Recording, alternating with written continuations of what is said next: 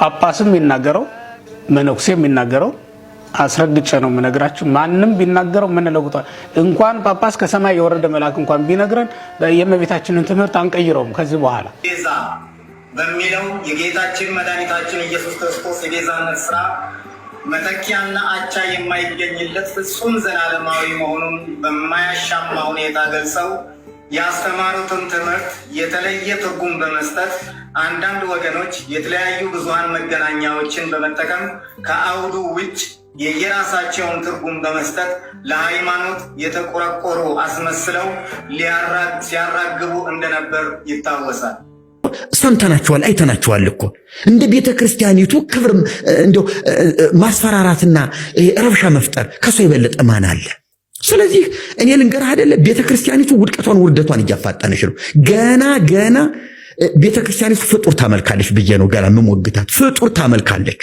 ስም የማጥፋት ዘመቻቸው ከእሳቸውም አልፎ ብሔር ተኮር የቅንዓት የጥላቻ እና የአምባገነንነት ስሜትን እያንጸባረቀ በመምጣቱ እናንተ ያደራምላችሁ እግዚአብሔርን ስታመሰግኑ ስታገለግሉ ክርስቶስን ስትሰብኩ ኢየሱስ ክርስቶስ የኃጢአትና የሞት መድኃኒት ነው፣ ከሰማይ በታች ከምድር በላይ ከሱ ውጪ የመዳኛ መንገድ የለም ብላችሁ ስትዘምሩ ብዙ ችግር ሊያጋጥማችሁ ይችላል። እዚህ አጋጣሚ ለዩቲዩብ ቻናላችን አዲስ ሲሆናችሁ ቻናላችንን ሰብስክራይብ በማድረግ በየጊዜው የምንለቃቸውን ማህበራዊና መንፈሳዊ ጉዳዮች እንድትከታተሉ እንጋብዛለን።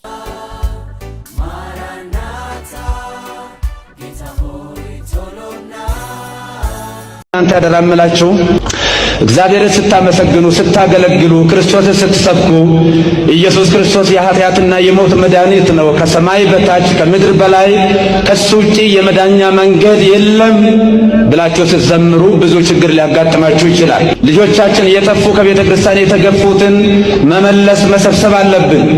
ቤቱ ገፊ ነው። ቤተ ክርስቲያናችን ከእግር እየሞተች ነው። ሞት የሚጀምረው ከእግር ነው ይላሉ። እውነታው ይሄ ነው። ጌታ ኢየሱስ ክርስቶስ ስትሉ እንደምትገፉ ዋጋ እንደምትከፍሉ ደግሞም ኢየሱስ በማለታችሁ እንደምትገፉ ጭምር እንኳን እኛ ትናንሽ እዛ እናገለግል የነበርን ወጣቶች አይደሉም። በጳጳስ ደረጃ እንኳን ሰው ኢየሱስ ካለ የሚገፋበትና ዋጋ የሚከፍልበት ቤት ነው። ለዛ ነው እኛም የምንናገረው ኢየሱስ ክርስቶስን ለምን ትጠሉታላችሁ? ኦርቶዶክሳውያን ጌታ ኢየሱስን ለምን ትጠሉታላችሁ? አሁን በሰሞኑ የመጣው ነገር እሱ ነው። ተመልከቱት። ይሄ ማህበራዊ ሚዲያውን ጥልቅልቅ አድርጎ ሲበጠብጠን የሰነበተው ሰይጣን መግቢያ ያገኘ ማለት ነው። ተመልከቱት። ሰይጣን መግቢያ ያገኘ ማለት ነው። ይሄ ጳጳስም የሚናገረው መነኩሴ የሚናገረው አስረግጬ ነው የምነግራችሁ። ማንም ቢናገረው ምን ለውጧል? እንኳን ጳጳስ ከሰማይ የወረደ መልአክ እንኳን ቢነግረን የእመቤታችንን ትምህርት አንቀይረውም። ከዚህ በኋላ የቀደሙ አባቶቻችን አስተምሮናል። ቄርሎስ አስተምሮናል፣ ኤፍሬም አስተምሮናል፣ ዮሐንስ አፈወርቅ አስተምሮናል፣ ሌሎችም። እኛ የዮሐንስ አፈወርቅ ልጆች ነን። እኛ የቅዱስ ቄርሎስ፣ የቅዱስ ያሬድ፣ የአባ ጊዮርጊስ ዘጋስጫ ልጆች ነን። እኛ ከዛ የተለየ ምንም አይነት ሐሳብ ምንም አይነት እምነት አይመጣም። አትደንግጡ እግዚአብሔር ቤተሰቦች። ይሄ ይሁን ዘንድ ያለው ነው። ገና ወደፊት አውሬው በትልልቅ ሰዎች ምልክታችን በመናደርጋቸው ሰዎች ሳይቀር ሊፈትነን እንደሚችል ማወቅ ይኖርባቸዋል። ወደፊትም ቢሆን የሆነ ሆኖ ግን ብፁዕ አቡነ ሉቃስ ይሄንን ወጠጤ ውርጋጥ ዶክተር አብይን እንደ ጎልያድ ግንባሩን የሚለው ጀግና ጠፍቶ በዚች ሀገር ይጫወትባት ያሉትን መረጃ ይዤ ቀርባለሁ። ክብር መንካት ከሆነ ከዚህ የበለጠ ክብር መንካት አለ ወይ? ግን ቤተ ክርስቲያኒቱ አምባገነን ናት። ስትፈልግ መንግስትን የምታስፈራራ ህዝብ ይዤ ወጥቼ መንግስትን አስጨንቃለሁ አላ ቪዲዮ እኮ አለን እኮ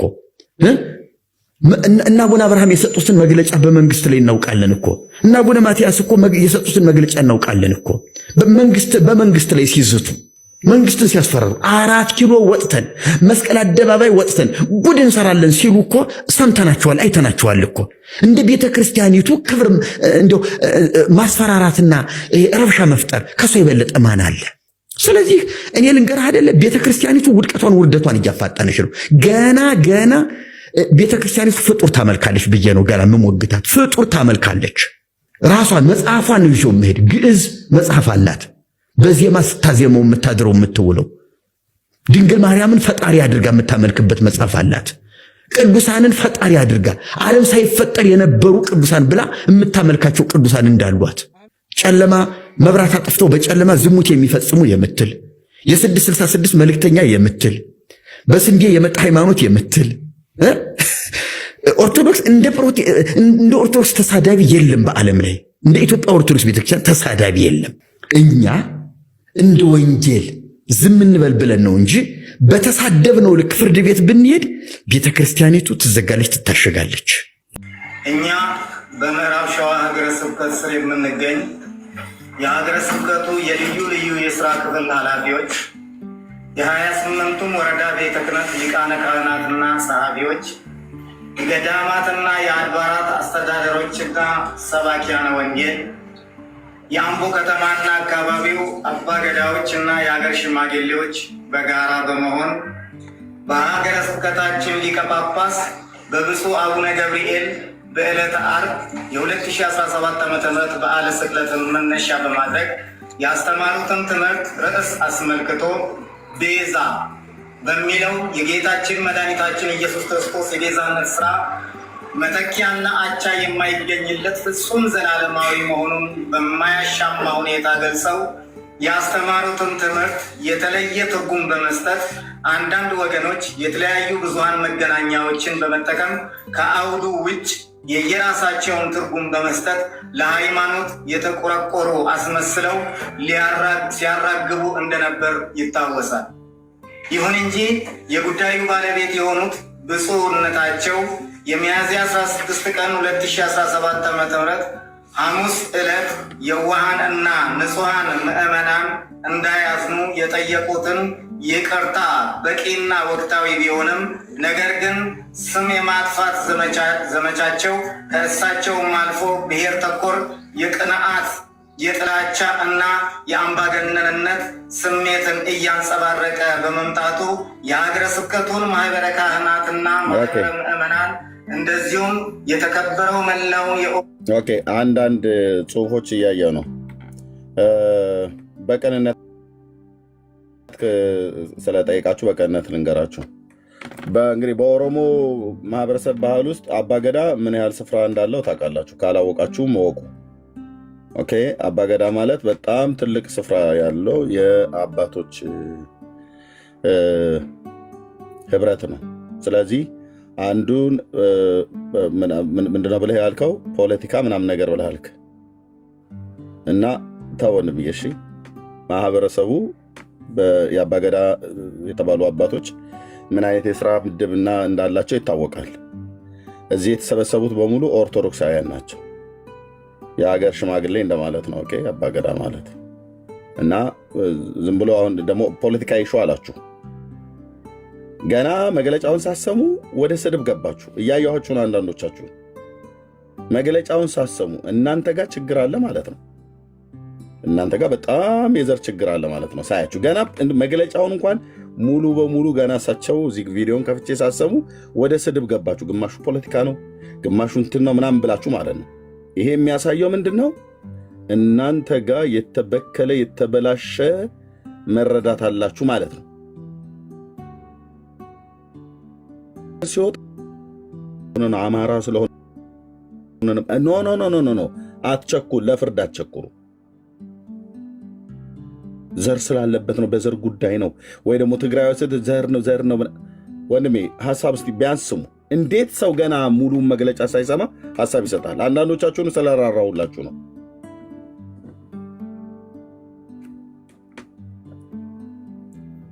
ማንሽ አነዘ ክርስቶስ ማይሰራ ኃጢአት እግዚአብሔር ይፍታ እስክል ድረስ እጅሽን አስሬሻለሁ፣ ጆሮሽን ብቻ ስጭኝ። ቴንኪው እና ስሙት ወገኖች፣ ጸጋ ይብዛላችሁ። አቸኩሉ። ኦሮሞ ሕዝብ በሚያስቆጣ መልኩ ሲተላለፍ የነበረው እኩይ አጀንዳ ስላሳዘነን እንትናና እንትን ካላሉት እንደሚባለው ብሄር ያስተማሩት ትምህርት ተዘንግቶ ቤዛ የሚለው ቃል የኢየሱስ ክርስቶስን ፍጹም ቤዛነት ሊተካው የሚችል እንደሌለ እየታወቀ ተቆርቋሪ መሳዮች ቤዛነትን በጫማ፣ በባርኔጣ፣ በልብስ ወዘተ ዝቅ በማድረግ የእመቤታችንን ክብሯን አሳንሰው የማይገናኝ ምሳሌ ሲሰጡት የሚያሳፍር መሆኑ ግልጽ ነው። ምክንያቱም የዮሴፍ ቤዛነት ለስንዴ፣ የሙሴ ቤዛነት ለሕዝበ እስራኤል ቤዛነት ቢሆንም በወቅትና በቦታ የተገደበ ቤዛነት ሆኖ እናገኛለን። ነገር ግን የዕለቱ የትምህርት ርዕስ ስህተት አለው ተብሎ ቢታመን እንኳ የሚመለከተው አካል አቅርቦ መምከር እና ማብራሪያ መስጠት ሲገባው በጭፍን ጥላቻ ተቃውሞ በመነሳሳት የማይመለከታቸው ጥቂት ግለሰቦች የጀመሩትን ጸባጫሪነት ወደ ሌሎችም እያዛመተ አግባብነት የሌለው ዋጋ የሚያስከፍልና ሕገወጥ ድርጊት መሆኑን እንቃወማለን። 2. የብፁዕነታቸውን ሹመት አስመልክቶ በተለያየ የብዙሃን መገናኛ ዘዴዎች እየተላለፈ የሚገኘውን የጥቂት ግለሰቦች የዘለፋ አጀንዳን በተመለከተ የኮታ ጵጵስና ሹመት በሚል ለሚነዛው የብሔር ነቀፋ ቀደም ሲል የኦርቶዶክስ ሃይማኖት ለአንድ ብሔር ተወስኖ የተሰጠ በሚመስል እሳቤና የተሳሳተ አባባል ሲንጸባረቅ የቆየው ዛሬም በይፋ እየደገመ ስለሆነ እንዲቆምልን እየጠየቅን፣ ይህ ሳይሆን ቢቀር መብታችንን ለማስከበር አስፈላጊ የሆነውን መስዋዕትነት በመክፈልም ቢሆን ወደ ኋላ የማንመለስ መሆኑን አበክረን እንገልጻለን።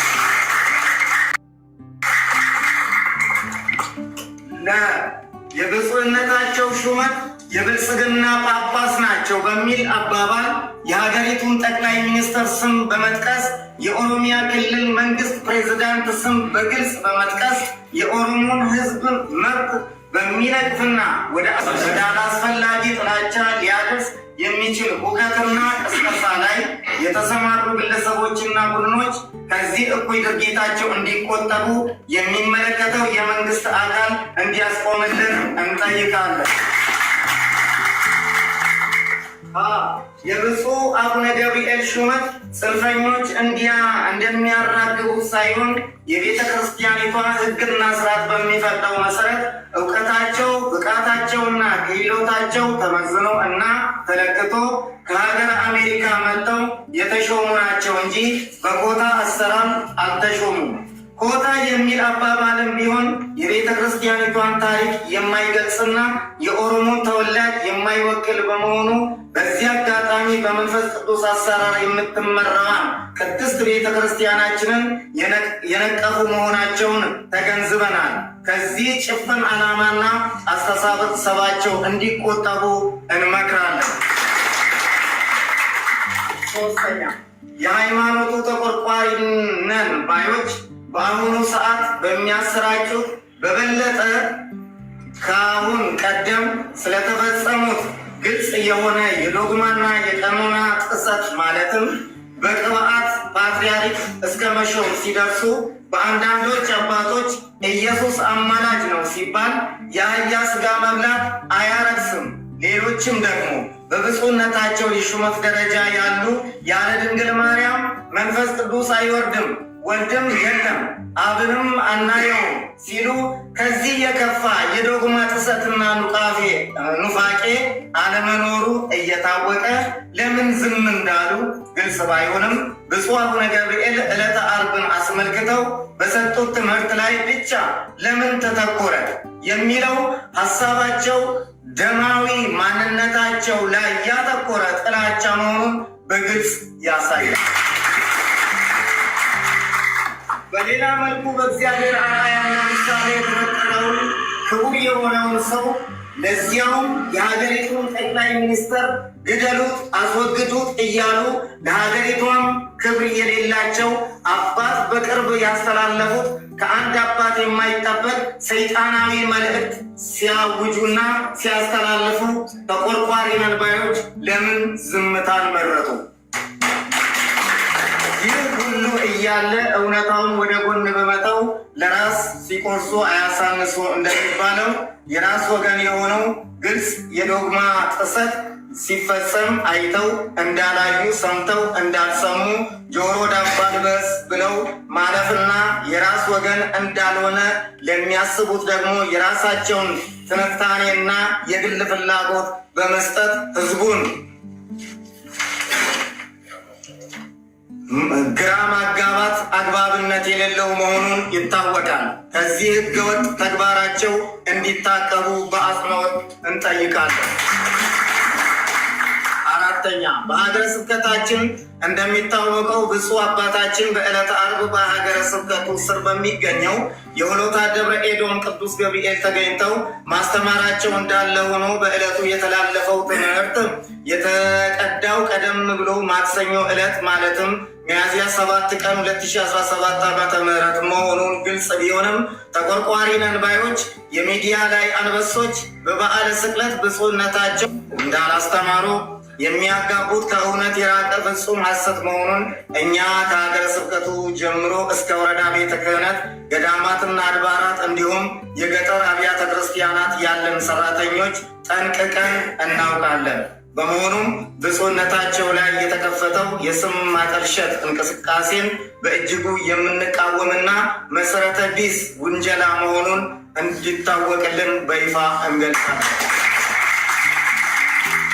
በስተመጨረሻም እኛ በሀገረ ስብከታችን ጥላ ስር ተሰብስበን በተለያየ ደረጃ የቤተ ክርስቲያን ኃላፊነትና አገልግሎት ላይ እየተሰማራን ለዚህ እኩይ ዓላማ የተነሱት ግለሰቦች በሚያናፍሱት አፍራሽ ተልእኮ ሳንደናገርና ሳንደነግጥ በያለንበት ቦታ ሆነን የተጣለብንም የቅድስት ቤተ ክርስቲያን አደራ ከመወጣትም ባሻገር በየጊዜው ለሚነሳብን ሁከትና የብሔር ነቀፋ እንደውም በሃይማኖት ሽፋን ለሚደርስብን ችግር ዝም ብለን የማንታገስና ቆመን የማናይ መሆኑን እየገለጽን ይህን የአቋም መግለጫ የምትከታተሉ የኦሮሚያ ክልል ባለስልጣናት፣ የክልሉ ተወላጆች ሁላችሁም ጉዳዩ ያነጣጠረው በሃይማኖት ሽፋን በኦሮሞ ሕዝብ ላይ የተነሳሳ አደገኛ ሴራ መሆኑን አውቃችሁ የበኩላችሁን አስተዋጽኦ እንድታደርጉ አበክረን እናስገነዝባለን። ሚያዝያ 22 ቀን 2017 ዓ.ም አምቦ ኢትዮጵያ። ኦኬ፣ ይህን መግለጫ እንግዲህ የምዕራብ ሸዋ ሀገረ ስብከት ሊቀ ጳጳስ በሆኑት በእሳቸው አህጉረ ስብከት ውስጥ ያሉ የ28 ወረዳዎች አብያተ ክርስቲያናት የኢትዮጵያ ማለት ነው ኦርቶዶክስ 28 ወረዳዎች ውስጥ ያሉ የኦርቶዶክስ አገልጋዮች ናቸው ይህን መግለጫ የሰጡት ማለት ነው። እዚህ አዲስ አበባ መግለጫ ስታወጣ እዛም መግለጫ ያወጣብሃል። እኔ ደግሞ በጣም ሁለት ክልሎች ጋር የሚነሳ ነገር በጣም ነው የምፈራው። አንድ ከሰሜን ጎንደር አካባቢ ላይ የሆነ ነገር ከተነሳ ምድሪቱን ሁሉ ነው የሚይዘው። ሁለት ከኦሮሚያ ክልል አምቦ ጋር የሆነ ነገር ከተፈጠረ አትመልሰው። ልክ እንደዛው እንደ ጎንደሩ ማለት ነው። ለምንድን አሁን ወደዚህ ውስጥ የተገባው? ብፁዕነታቸው ባስተላለፉት መልእክት የኦሮሞን ሕዝብ ጭምር ጨፍጭፈው የተሳደቡ በጣም ብዙ ባለጌዎች አሉ ሶሻል ሚዲያ ላይ። ያ ሁሉ ቪዲዮ ነው የደረሳቸው። ብፁዕነታቸው በተናገሩት ነገር ላይ መቃወም ይችላሉ ኦርቶዶክሳውያን ወገኖች ማለት ነው። እንደ አባትም አክብረው ከፈለጉም እንደዛች ባለጌ ሴትዮ እየተሳደቡም ማድረግ ይችላሉ። ከዛ አልፈ ግን ነገሩን ወደ ደም ወስደህ አማራ ስለሆነ ነው በለህ ወይ ኦሮሞ ስለሆነ ነው በለህ ወይ ትግሬ ስለሆነ ነው በለህ ካልክ የዛ ማህበረሰብ ያ አገልጋይ የወጣበት ማህበረሰብ ዝም ብሎ አይታገስም ማለት ነው። ስለዚህ አዲስ አበባ ላይ አሁን ተከርቸሙ፣ ተወሰኑ፣ ተቆለፉ ብሎ የሚለውን ነገር ምንም ብለው ቢሉ እዛ ደግሞ የሚሰማ ህዝብ አለ። እኔ በዚህ አጋጣሚ የምነግራችሁ በጣም ብዙ ጥፋቶችን በቤተክርስቲያን ውስጥ ያጠፉ በጣም ብዙዎች አሉ። ከትግራይም ያሉ አገልጋዮች፣ የኦርቶዶክስ አገልጋዮች፣ ከአማራውም ክልል ያሉ፣ ከኦሮሞውም ክልል ያሉ በጣም ብዙ አጥፊዎች፣ ፖለቲከኞች፣ ሴረኞች አሉ። ለህዝቡ አንድነትና ለሀገር ሰላም የማይተጉ የማይሰሩ የሆነ ነገር እንዲጀመር የሚፈልጉ ማለት ነው። የዛን ያህል ደግሞ እግዚአብሔርን በመፍራት ደግሞ የሚያገለግሉ አሉ። ከሁሉም ብሔር ብሔረሰቦች ማለት ነው። ግን አንድ ሰው የሆነ ነገር ሲናገር ወዲያውኑ ወደ ደም ወደ አጥንት ወርደው በአጥንቱ በደሙ የሚሳደቡ ሰዎች በጣም በጣም በጣም በጣም ቤተክርስቲያኒት ውስጥ ግን አሉ። እራሷ የቤተክርስቲያኒቱ አገልጋዮች ናቸው። ለማራከስ ብለው ነው ብፁዕ አቡነ ገብርኤልን የኮታ ጳጳስ ነው ብሎ ያሉት። ኮታ የሚባላል እንዴ በኢትዮጵያ ኦርቶዶክስ ክርስቲያን ውስጥ? እኔ አላውቅም። ኮታ የሚባለውን በደርግ ዘመን የማውቀው ኮታ ይሄን ያህል ኮታ ተጣለብህ ምናምን ነገር ተብሎ ይባላል። ከአንድ ቦታ ላይ ለምሳሌ ከጎጃም ይሄን ያህል 10 ጳጳሳት፣ ከጎንደር 5፣ ከትግራይ 4 ወይ ደግሞ ከኦሮሚያ 20 ምናምን ነገር ተብሎ እንደዚህ ኮታ እንደሚጣል ይሄ ነው ኮታ የሚባለው ማለት ነው። 10 ኩንታል ያዋጣ ከዚህኛው ክልል ከዚህኛው ደግሞ ይህንን ያህል ደግሞ ዳውን ላይ አምጣ እየተባለ እንደሚባል እኔ በዚህ ነው ኮታን የማውቀው።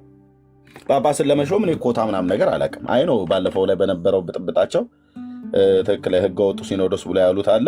ግማሹን የምስማማበት ነው፣ ግማሹን የማልስማማበት ነው። ዝም ብዬ በርቀት ከማየው ማለት ነው እንደ አንድ ኢትዮጵያዊ እሱ ቤተክርስቲያኒቱ በምሰራው ማለት ግን ብፁዕ አቡነ ገብርኤል በኮታ በእንደዚህ አይነት የተሾሙ አይደሉም። ቤተክርስቲያኒቱ አምናባቸው የሾመችው ነው።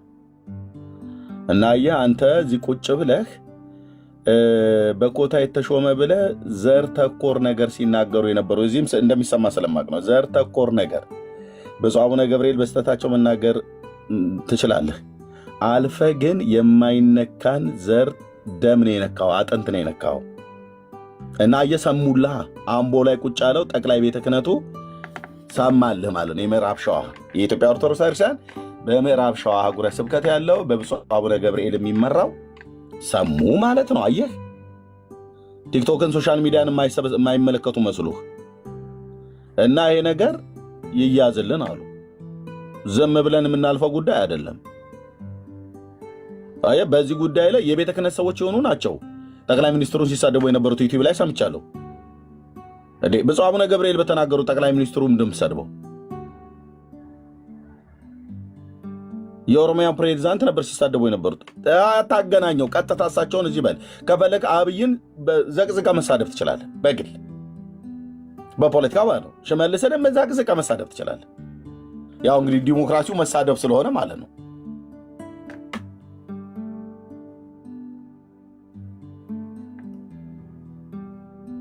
እትዬ ጎጃም አበበ ስምሽ እንዴት እንደሚያምር ባለ ጊዜ ናቸው አለች።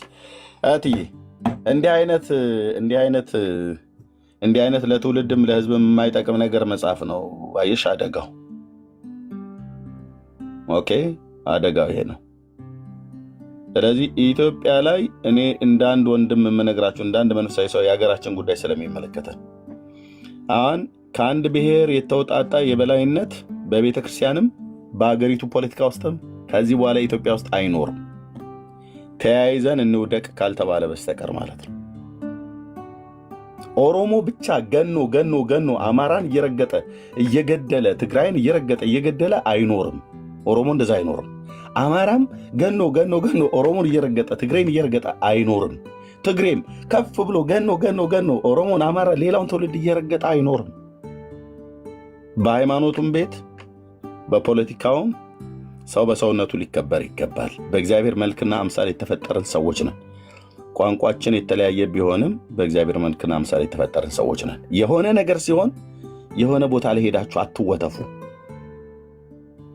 አትወተፉ። እሺ፣ የሆነ ቦታ ላይ ሄዳችሁ ተወትፋችሁ የኛ እንደዚህ ስለሆነ ነው አትበሉ። ወንድሞች እናቶች፣ ይሄ በጣም ጤነኛ የሆነ መንፈስ አይደለም። አሁን በአዲስ አበባ የተሰጠው መግለጫ፣ በቅዱስ ሲኖዶስ የተሰጠው መግለጫ እና አምቦ ላይ የተሰጠው መግለጫ ሁለቱ የተለያየ ነው። ኦኬ፣ በዚህ ጉዳይ ምን ይሆናል? ፖለቲከኞችም ይገቡበታል፣ መጣል ማለት ነው።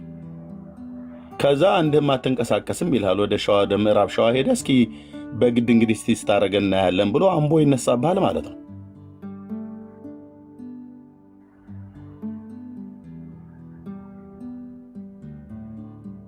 እና ነገሩ ወዳልሆነ አቅጣጫ ላይ እንዳይሄድ ለዚህ ሁሉ የዳረገው ምንድን ነው? ብፁዕነታቸው የኢትዮጵያ ኦርቶዶክስ ክርስቲያን ልጅ ናቸው።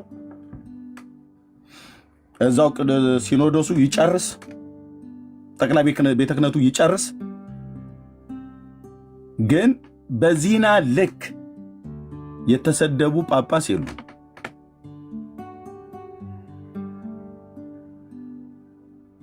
ኦኬ መሰደባቸው እሳቸው ለተናገሩት የወንጌል እውነት ነው። ፖለቲካ አልተናገሩ፣ በዘር ጉዳይ አልተናገሩ። በቃ ኢየሱስ ክርስቶስ ቤዛ ተብሎ በተባለበት ማርያም አትባልም ነው ያሉት። ሌላም ቤዛ አናቅም፣ እሷም አትባልም ነው ያሉት። አለቅ መልእክታቸው የ50 ደቂቃ መልእክት ነው ምናምን ነገር የተላለፈው።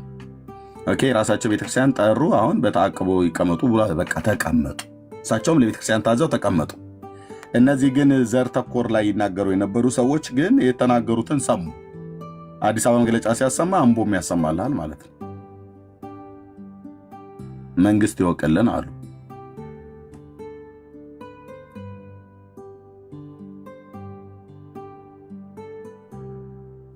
አንዳንድ ሰዎች ከግለሰቦች ጋር ስትነጋገሩ ስትጣሉ ዘርጋ ትውልድ ጋር እንደዛ አትሄድ እለፍ፣ እዛ አልፋ አትሄድ። ሚስቱን ልጆቹን እንደዚህ እናት አባቱን የወጣበትን አካባቢ እንደዛ አታድርጉ። ወንድሞቼ ናቶች በእውነት አታድርጉ። በጣም ጸያፍ ነው። በጣም ሰይጣናዊነት ነው። አታድርጉ። ቴዲ ካጠፋ ከቴዲ ጋር ብቻ ነው የምንጨፋጨፈው። እንድንጨፋጨፍም የእግዚአብሔር ፍቃድ አይደለም። ግን መነጋገር ካለብን ከቴዲ ጋር ነው የምንነጋገረው። ቴዲ ሚስቱ እኮ ማለት ልጆቹ እኮ ነው ያውቃለሁ ምናምን ነገር ዘሩን ምናምን ነገር ኖ አፈን ያዝ። የምን ወደኋላ ሄደ እዛ ትውልድን ቤተሰብን መንካት ነው። ነውር ነው። ሚስቱ አርፋ ትቀመጥበት ነውር ነው። ልጆቹ አርፎ ይቀመጡበት ነውር ነው። በወጣበት ማህበረሰብ በቋንቋና በብሔሩ ሊመታ ሊሸማቀቅ አይችልም፣ አይገባም። ማንንም ነውር ነው።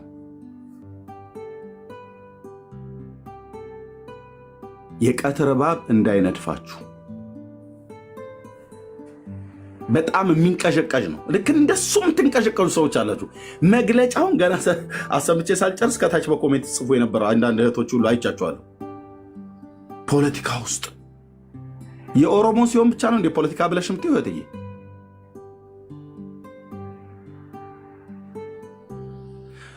አማራው ሲነገር ፖለቲካ ስለሆነ ነው፣ የአማራ ስለሆነ ነው ፖለቲካ ብለህ የምትለው? እስቲ በመጀመሪያ አድምጡ ወንድሞች እናቶች። በተለይኛ አካባቢ የወንጌል አማኞች ሆናችሁ አድምጡ። የሆነ ሐሳብ የሰውየውን ሐሳብ ወይ መግለጫውን ሳሰሙ ወይ መጽሐፉን ሳታነብ መጽሐፉን ሙሉን ሳታነብ ደብዳቤውን በሙሉ ሳታነብ አስተያየት ትሰጣለህ እንዴ? ወንድሜ አንብብና ጨርስ መጀመሪያ መጽሐፍቱን። ቴዲ የጻፈው መጽሐፍ ዝም ብሎ ቅራቅንቦ ፍሩሽካ የሆነ ነገር ጽፎ ሲያበቃ ምናምን ብለህ ለማለትም እንኳን ቢያንስ አንብበው፣ ሙሉን አንብበውና ለመክሰስም ለመፈረጅም ቴዲን መስደብ ካለብን እኛ ክርስቲያኖች አንሰድብም። ግን እንደ ስድብ የስድብ አራራ አለብኝ ብለህ ብትል ከሆነ በቃ መጨረሻ ላይ ተዘረግፈዋለህ። ግን አንብበው መጽሐፉን በመጀመሪያ አንብበው፣ የተጻፈውን ደብዳቤ ሙሉን አንብበው፣ ወይ ሲነበብ ስማ መግለጫውን አንብቢው። ቴክስቱን በመጀመሪያ ከላይ የተጻፈውን አንብበው መጀመሪያ እና አገናዝብ። ደግሞ ወዲያውን አንብበው ብቻ ድርግም አድርጎ መጻፍ አይደለም፣ አገናዘብ። አንዳንዶቹ በቃ የወሬ ጥማት፣ የስድብ ጥማት፣ የዘረኝነት ጥማት፣ የክፋት ጥማት ያለባችሁ ሰዎች አላችሁ። ጌታ ይፍታችሁ። እሺ ወንድሞች እናቶቼ፣ መቸኮል የለብንም፣ መፍረድ የለብንም። በሰዎች ሐሳብ ላይ ጽድቅም ነው ብለህ ለመመስከር አመፃም ነው ብለህ ለመመስከር መቸኮል የለብህም። ቅዱስ ጳውሎስ ለመንፈሳዊ ልጁ ለጢሞቴዎስ የተናገረው ፈጥነ በሰዎች ላይ እጅን አትጫን፣ በሌሎችም ኃጢአት አትተባበር ይላል። ፈጥነህ በሰዎች ላይ እጅን አትጫን።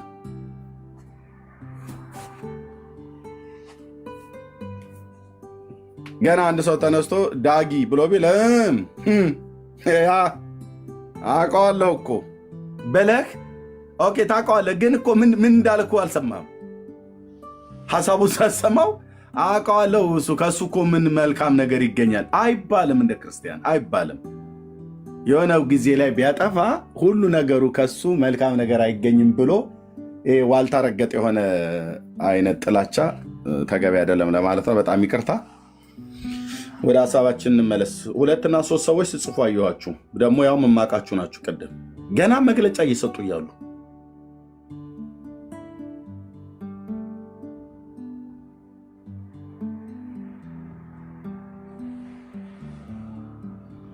ኦኬ። በኢትዮጵያ ኦርቶዶክስ ቤተክርስቲያን የምዕራብ ሸዋ አህጉረ ስብከት ሊቀ ጳጳስ ብፁዕ አቡነ ገብርኤል አምቦ ነው መቀመጫቸውና ከአገር ሽማግሌዎች አባገዳ ማለት የአገር ሽማግሌ ማለት ነው። ከእነሱ ጋር ተሰባስበው ይሄኛውን ሐሳብ ሰጡ። ምን አገባው አባገዳ ትላለህ እንዴ አንተ? አባገዳዎች እኮ በሙሉ የኦርቶዶክስ እምነት ተከታዮች ናቸው እዛ የተሰበሰቡት። ምን አገባቸው ትላለህ እንዴ ወድብዬ? አባገዳ በሃይማኖት ጉዳይ ምን አገባው ትላለህ እንዴ? የሸዋ ኦሮሞዎች ናቸው እኮ ኦርቶዶክስ እምነት ክርስትና የተቀበሉ ማለት ነው። ኦርቶዶክስ እግዚኦ! እንዲሁ እኔ ከምን አይነት ቤተሰብ ውስጥ እንደተወለዳችሁ አላውቅም። አንዳንዶቻችሁ አባገዳ ተብሎ ሲባል አንተ ሙስሊም መስሎ ሆኖ አይደል?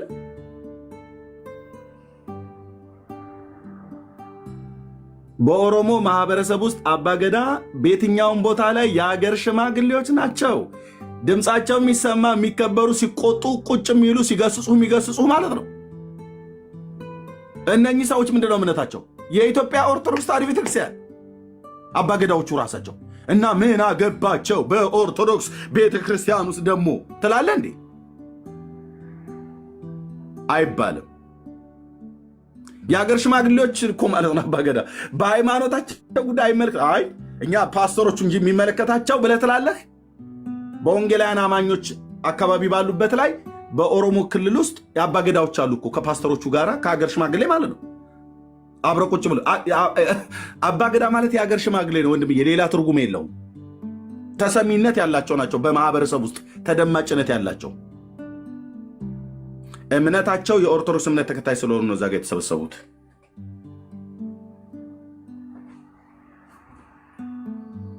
እና ተው ወንድሞች እናቶች፣ እሺ ተው።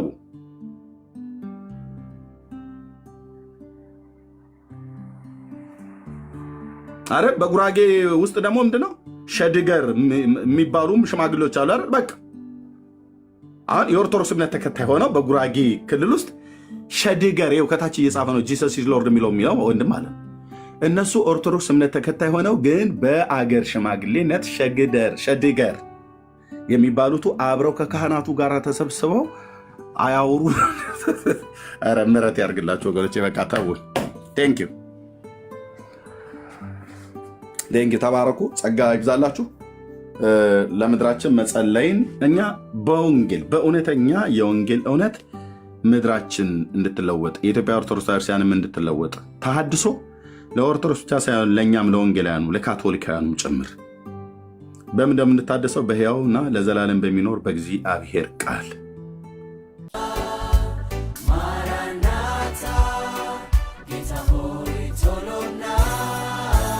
Maranatha, Gita